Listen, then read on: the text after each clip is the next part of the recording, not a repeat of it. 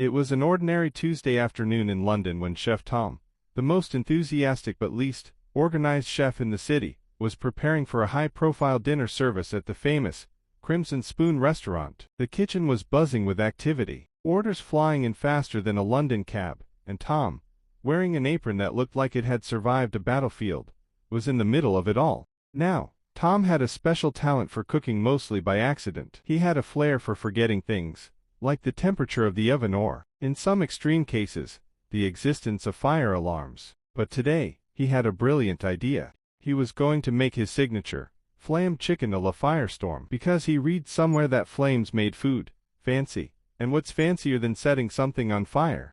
As he set the chicken on the pan, he got distracted by a waiter asking about dessert. While Tom was explaining the concept of deconstructed chocolate mousse, a small flicker of flame began to rise from the pan. He didn't notice. By the time Tom turned around, the chicken was engulfed in a tower of fire that looked like it was auditioning for a role in Game of Thrones. Ah, that's what I call flavor. Tom chuckled to himself. He grabbed the nearby bottle of cooking wine to flambe the chicken, unaware that it was actually the backup bottle of lighter fluid. Within seconds, the fire had spread. It jumped from the chicken to the walls, then to Tom's chef hat, which was now blazing like a giant birthday candle. Tom stood there, blinking in disbelief, as the kitchen turned into a fiery inferno. "Everybody out!"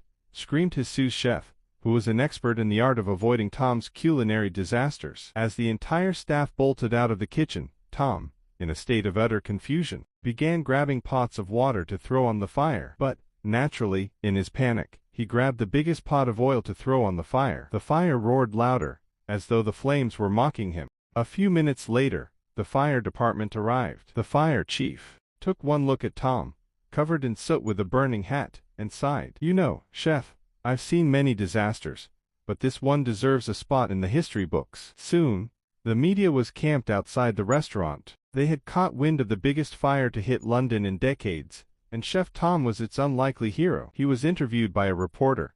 "How do you feel about your culinary explosion?" the reporter asked. Tom shrugged. "Well, I've always wanted to leave a lasting impression."